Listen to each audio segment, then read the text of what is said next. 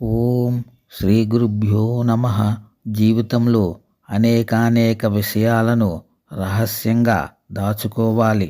కానీ కొంతమంది జీవితంలో జరిగే ప్రతి విషయాన్ని అయిన వారితోనూ ఫ్రెండ్స్తోనూ చెప్పుకుంటారు.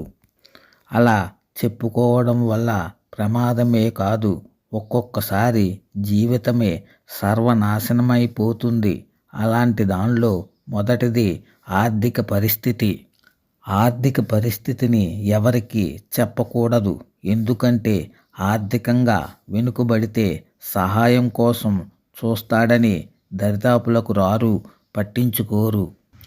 అలాగే ఆర్థిక పరిస్థితి బాగుందని తెలిస్తే అసూయ పడతారు, అణచడానికి చూస్తారు. అప్పుడు శత్రువులు కూడా పుట్టుకొస్తారు. అందుకని ఆర్థిక పరిస్థితిని ఎవరికి చెప్పకూడదు. ఇక రెండవది, ప్రతి కుటుంబంలోనూ తగాదాలు, అభిప్రాయ భేదాలు ఉంటాయి. అవి సర్వసాధారణం.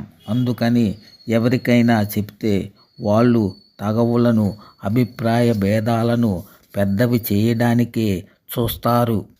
అందుకని కుటుంబంలోని తగాదాలు, అభిప్రాయ భేదాలను ఎవరికీ చెప్పకూడదు. ఇక మూడవది భవిష్యత్ ప్రణాళికలను, కోరికలను ఎవరికీ చెప్పకూడదు.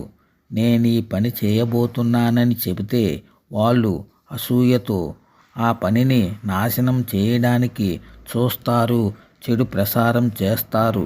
అందుకని భవిష్యత్తు ప్రణాళికలను, కోరికలను ఎవరికీ చెప్పకూడదు. ఇక నాలుగవది బలహీనత. ప్రతి మనిషికి ఏదో ఒక బలహీనత ఉండకుండా ఉండదు.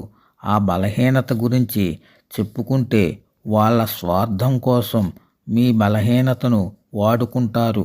కాబట్టి బలహీనతను ఎవరికీ చెప్పకూడదు. కాబట్టి ఈ 4 విషయాలను ఎంత రహస్యంగా ఉంచుకుంటే అంత మంచిది. లేదంటే జీవితం సర్వనాశనం అయిపోతుంది. శుభం భూయాత్.